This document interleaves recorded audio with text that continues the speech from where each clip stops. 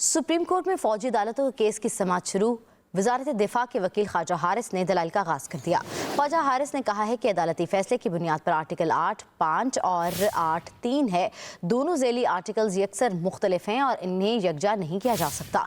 Justice Jamal Mandokhel ने remarks दिए कि आपका ये नुक्ता गुज़श्ता रोज समझ में आ गया था, अब बाकी दलाइल मुकम्मल करें। वसीम मलिक से तफसीलात हासिल करेंगे। वसीम, बताइएगा। देखिए, बिल्कुल मामला है सिविलियंस का फौजी अदालतों में ट्रायल का, और उस हवाले से सुप्रीम कोर्ट ऑफ पाकिस्तान के फैसले के खिलाफ जो इंट्रा कोर्ट अपील दायर की गई थी उसके ऊपर आज के रोज समाअत हो रही है।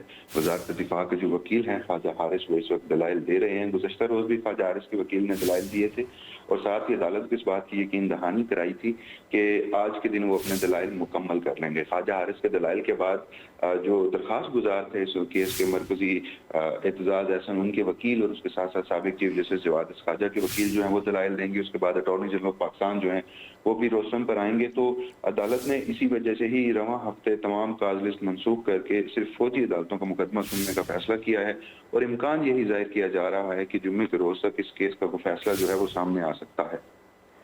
ठीक है वसीम, आप हमें अपडेट कर रहे थे, आपका शुक्रिया।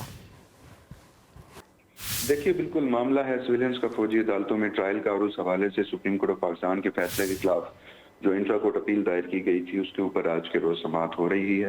वजारत दिफा के जो वकील हैं ख्वाजा हारिस, वो इस वक्त दलाइल दे रहे हैं। गुज़श्ता रोज भी ख्वाजा हारिस के वकील ने दलाइल दिए थे और साथ ही अदालत को इस बात की यकीन दहानी कराई थी कि आज के दिन वो अपने दलाइल मुकम्मल कर लेंगे। ख्वाजा हारिस के दलाइल के बाद जो दरख्वास्त गुजार थे इस केस के मरकजी एतजाज एहसन, उनके वकील और उसके साथ साथ साबिक चीफ जस्टिस जवाद खाजा के वकील जो हैं वो दलाइल देंगे। उसके बाद अटॉर्नी जनरल ऑफ पाकिस्तान जो हैं वो भी रोस्टम पर आएंगे। तो अदालत ने इसी वजह से ही रवां हफ्ते तमाम काज लिस्ट मनसूख करके सिर्फ फौजी अदालतों का मुकदमा सुनने का फैसला किया है और इम्कान यही जाहिर किया जा रहा है कि जुम्मे के रोज तक इस केस का फैसला जो है वो सामने आ सकता है।